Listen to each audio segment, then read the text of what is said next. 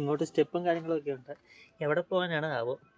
ഒത്തിരി പണിത് വെച്ചിട്ടുണ്ട്. താഴോട്ട് ഫുള്ളൊരു കൊക്കയാന്ന് തോന്നുന്നു. കൊക്ക പോലെയാണ് മൊത്തം കാണുന്നത്. ഭയങ്കര കുണ്ടും കുഴിയൊക്കെയാണ്. ഇതൊക്കെ നമ്മുടെ കോളേജിൻ്റെ അവശിഷ്ടം കാര്യങ്ങളൊക്കെയാണ്.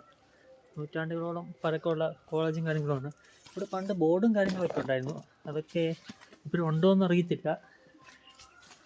ഇവിടെ ഏതോ ഒരു വശത്ത് താഴത്തെ റൂമിലായിരിക്കും മിക്കവാറും. അപ്പോൾ നമുക്കിനി താഴോട്ടൊക്കെ ബാക്കി ഇറങ്ങി നോക്കാം.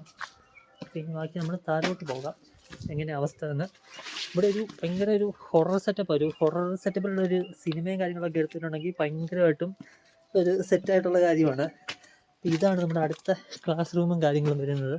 ഇവിടെ ഫുള്ള് കാട് പിടിച്ച് കിടക്കുകയാണ്. ഇതിൻ്റെ അകത്ത് കയറാൻ തന്നെ പേടിക്കണം. വല്ല പാമ്പോ എന്തെങ്കിലും ഉണ്ടോ എന്ന് ഒന്നും അറിയാൻ മേല. അതുകൊണ്ട് കയറാൻ നിൽക്കുന്നില്ല, താഴോട്ട് തന്നെ ഇറങ്ങുകയാണ്. ഇതുണ്ട് ഓരോരോ ക്ലാസ് റൂമും കാര്യങ്ങളുമാണ് ഗൈസ്. ഇതാണ്ടോ ഒരു ബോർഡ് ഇരിക്കുന്നത്.